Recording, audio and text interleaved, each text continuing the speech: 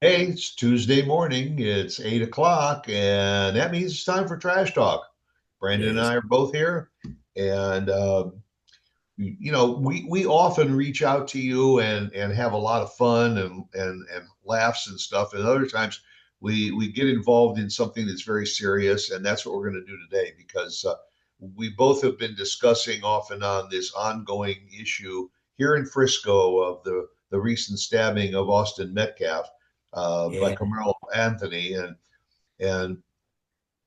I guess the first thing that I would throw out was that on the surface, this is pretty much an open and shut case. There were lots of people in the stadium. The one kid, Austin Metcalf, got into a heated discussion with with Carmelo Anthony, who's African American uh, and from a different school, and words were had, and then all of a sudden it erupted into an altercation where Carmelo Anthony pulled out a knife out of his backpack and stabbed to death Austin Metcalf. Uh, Lots of witnesses, so it wasn't like it didn't happen. Even though the papers are required to write the alleged uh, murder. But I mean, I just want to set it up for those people that are watching and following us that are not familiar with our local scene. This doesn't happen very often in our community, Well, but it's just, it's like a pebble in a brook. It's like this ripple effect from an altercation that happened, and now what's happening, and who did what, and who provoked who, and who's really the guilty party.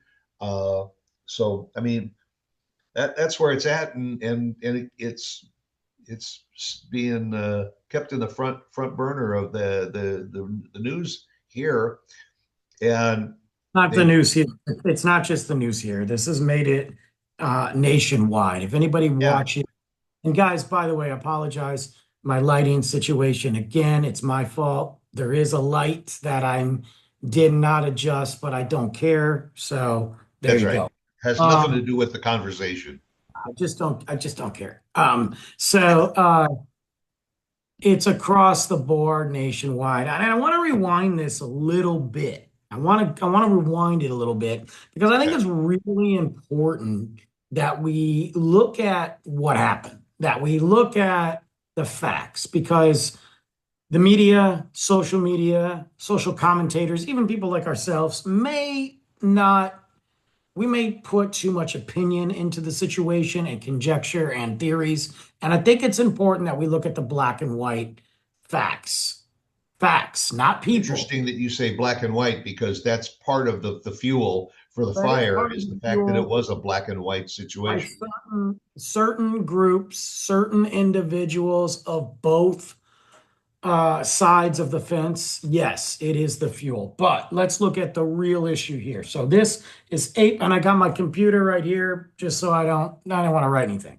So on April 2nd in Frisco at a track meet, 17-year-old Austin Metcalf was stabbed by Carmelo Anthony, 17. Okay, here's the timeline.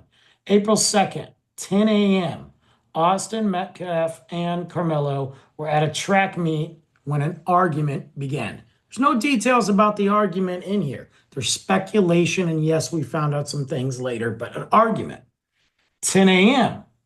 Metcalf reportedly told Anthony to move away from the Memorial High School's tent. Now, what that means for you guys who can't figure it out, each school is going to have representation of their school and a tent for them to Right. be under. Okay. He told him to move away from it. At 10 a.m., 10:02 is what they're saying.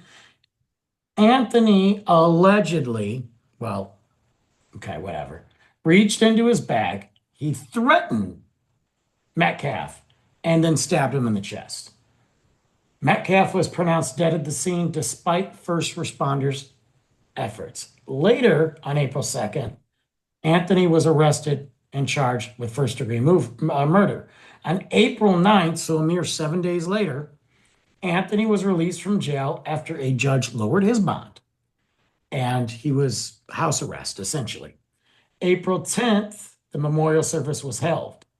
Now, there's been ongoing since then of talks of what happened, why Right. did it happen, how did it happen, you know, bullying talks of, well, Anthony was bullied, Metcalf wasn't innocent in this. And there are witnesses that are kind of saying both stories, to be honest with you. There are witnesses that are sitting there saying, yeah, they had some words. Well, having words is not being a bully. Okay, that's an altercation from both parties. Nobody's painting out Austin to be perfect in his life, period. But does that mean he deserved to get stabbed? No. Right. So now we are seeing this situation where the family, Anthony's family, has started a GoFundMe. I think the GoFundMe is over now, which again, I'm going to say I don't I don't necessarily, I mean, I don't have a problem with that because if if they've got friends, family, and a support system that wants to contribute to pay for legal fees or whatever, that's fine. It is interesting that not all of that money, as they released in a statement, is going to legal fees, that it's going to be for relocation because of threats, because they have been targeted with swatting. If Right. those of you don't know what swatting is, it's when you prank something and they send the SWAT team to your house. Stupid. Okay, let's Right. sit there Yeah. and stop that. Fake emergency calls. Let's stop doing that. Okay, people. Let's just, that's not funny. There's nothing okay with that. Let's stop that. Yeah. And then there's a lot of back and forth, and there's a lot of judgment on attitudes from both parties, and whatever. But I think the biggest thing here, man, is number one, there's two 17-year-old boys that are gone. One of them is gone off this earth. The other Right. one, his life is ruined. I'm not sitting here, And, this and is not, and by the way, he also was a top athlete at his school, and he also was I don't know if he was a 4.0 student I don't know. like Metcalf was, but he was a good student. In other words, we aren't dealing with just a juvenile delinquent here. This was a pretty bright kid, but when you go through all the nonsense and everything, why did he feel that his life was so threatened wherever he went that he had to carry a knife in his backpack? Because And clearly school policies are no weapons of any kind. no, Now, there's no weapons on campus. Like there's yeah, no so, weapons now on some of the witnesses have said that there certainly were words between the two of them, uh, but that Metcalf was telling, like you said, telling Carmelo Anthony that this is the Memorial High area, and you are not from Memorial High. You're from Centennial High, so you're supposed to be over there. The words went back and forth, and Metcalf said, or Carmelo Anthony said to Metcalf, "Don't touch me," and that provoked Austin Metcalf to, this is a bright kid. He's an MVP of his school, and he's also a 4.0 student. And he said, like, "Oh, you're testing me." So he did. He pushed him. Now Carmelo Anthony is starting to say, "Wait, I just acted in self-defense." Well, that isn't a way to act in self-defense, and B, why did you have a knife in your backpack? well, the problem here is Yeah. number one, you're going to have both sides. You're going to have people that were there that witnessed it, that were in the middle, and saw it, and they're going to tell the truth. You're going to have people in both camps lie. That's the problem.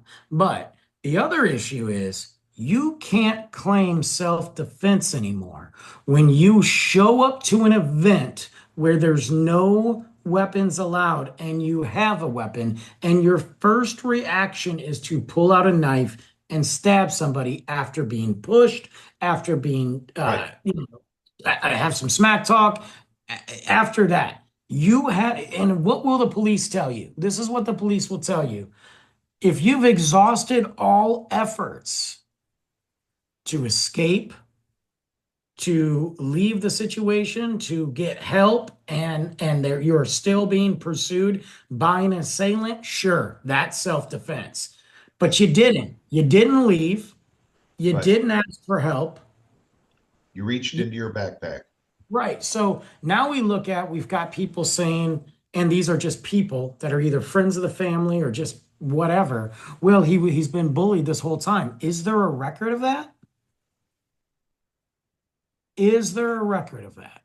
Yeah, yeah, Because look, and again, if there's a record of that, we can have another conversation about that, and we can sit there and we can start diffusing that and looking at the people that were involved with not helping Anthony out. But if there's no record of that and there's no knowledge of that, then again, I say to you, you brought a knife to school. Look, it is a horrible situation, and I think that no parent wants to ever be in that. I can't imagine that. right. And I try to put Absolutely. myself in there. I try to sit there and put myself and Carmela's family's, as a parent, not as a black parent, because I'm never going to understand that. But, Right. 'cause I'm not black, in case you guys can't tell. But as a parent, I try to sit there and I go, yes, I would still love my son. And yes, I would try to give him the best outcome as possible. But there is a reality. And it would hurt and it would probably kill me. Um, but there's a reality. The parents are not the parents sure feel like they're trying to play victim as well with the least amount of acknowledgement about the fact that Metcalf is dead. They're not saying we feel sorry. This is horrible. They're nothing. And that could be instructed by their lawyers. I don't Right. know. Right. The reality is there is a group of people that are spinning this as a complete race divide on both sides, on this side, white and black. And the Right. reality is it's not about that, guys. It is literally about two 17-year-olds that are gone. One probably in jail for the rest of his life. Two, one dead. The other one's dead. Yeah. So Yeah. That's why I said earlier that it is very a fairly simple scenario and all that is being blown out of shape to yes, the point where within a week there was a protest organized by a white, you know, basically I believe a white racist group that came 100%. here to say that this is a sham, that it is a threat by the white community to against the black community, and the guy who organized the event is from Florida, and he was connected to the January 6th insurrection in Washington. So Yeah, I mean, let's throw this scumbag under the bus. This Protect White Americans was founded by Jake Lang, and yeah, Lang was pardoned by President Donald Trump earlier this year on charges in connection with the January 6th Capitol riot. Now, we can yeah, go further to find out why Lang sent this out here, blah, blah, blah. But the reality is, look, there's a stupid protest at the stadium by the group Protect White Americans. You can't say that without I don't know what happened to my TV, guys, or my light. My TV just turned on by itself. You can't sit here and have a group protest. I mean, you are coming from out of state to cause a race divide. And the reality is there are people in the black community that are completely blowing Austin Metcalf away, ignoring everything he did, victim shaming, and lifting Anthony up. And the yeah, reality is, guys, there are two sides of every story. One kid is dead, one kid did a stabbing. I am not going, I don't know Austin. I never met this 17-year-old kid. I don't know how he was raised. I don't know his family. Same thing with Carmelo. I don't know him. I right, don't know his family. I only know what I see. And what I see is kid dead, kid stabbed the kid. That's what I see. Now, if we sit there and we dig deeper and there's other things involved and there's racism involved, fine. We still have a murder on our hands, and we Right. still have a kid who did it. And we still have to allow for due process because I think what some people forget is the more this peripheral crap is going on, the more opportunity there is for the defense to say my client has been falsely treated and falsely accused and they'll find some kind of a technical reason to Of throw the course they case out of court, which is then going to really escalate things too. We have to allow for due process and let it roll. Fortunately, this incident we talked about, this protest that this Lang from Florida came to do, nobody showed up. There was only a half a dozen people that showed up on his side. There were far more press and police on site than there were people that were there for one side or the other. Yeah, it was a And I complete waste of applaud the time. community for that It was because a every complete waste time, you know, it, it was a waste of time. It was a waste yeah, of money. And it's just some Floridian inbred, he's looking white. for his 15 minutes of fame. Yeah, Like go back to that was too loud. Go back to the swamp, and with your third cousin, have a Coors Light and talk about how you're gonna win the race war. Like, shut up, dude. Shut up. well, it's unfortunate that situations like this happen. We certainly send our condolences out to the Metcalf family because this is It's sad. something that frankly should never have happened. Yeah, young kids start to trash talk each other. You notice I threw in the words trash talk, uh, but level heads will always prevail and Well, all. I think it's And Anthony, if he felt like he was threatened in any way, shape, or form, had the right to stand up from that bleacher and just walk away the biggest and thing is just diffuse the situation. But the fact that that knife was in his backpack, that was the big fault that led to this whole thing in the first place. that's the problem. And Yeah, this isn't, I think that as parents, I think, I don't know what the answer is. I yeah, don't. But I think that we have to do a better job of teaching our sons and daughters, but our sons, how to de-escalate mentally, how to de-escalate emotionally, and how to sit there and in that moment shut it down and do something that is bigger than just exacting a physical altercation. I am not saying we don't teach our sons how to protect themselves and fight. I've been doing it with Luke since he was 3. you're But absolutely right.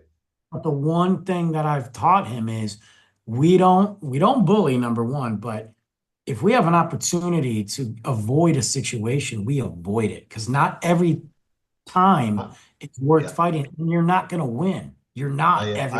I have always said there is absolutely nothing wrong when facing an adversary to say, I'm not going there. I'm out of Uh-huh. here.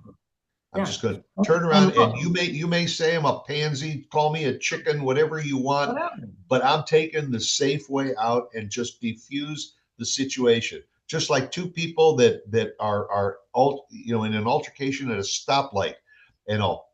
If you want heat, then heat's going to happen. If not, turn on your turn signal and just turn right and get out of the situation and And go your you own. have an opportunity. Look, if it comes down to, like I said, you're backed into a corner, whether that's literally backed into a corner or you don't see another alternative, fine. I got you. You Yeah, go at it and you win. You come out on top.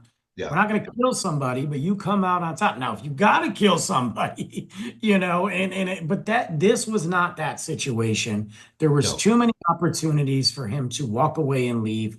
There was too many alleged teachers and people watching him, I guess. I don't know where they were. yeah, And you know what? I understand. You're a 17-year-old boy, you got testosterone, you think you got balls the size of grapefruits, I get it. That's all running through your head. yeah. You got to stop it because now your life is over. That's right. Well, And this unfortunately is an ongoing thing, and we may revisit it as it develops and everything. But There we could be just things, wanted to share it with you. yeah, there could be things that have happened since we posted this, guys. So Yeah, yeah. So stay tuned. Thanks for joining us. Thanks for listening to us, and catch us again next Tuesday, 8 a.m. We'll be right here for you. All right, but make it a good day. Bye.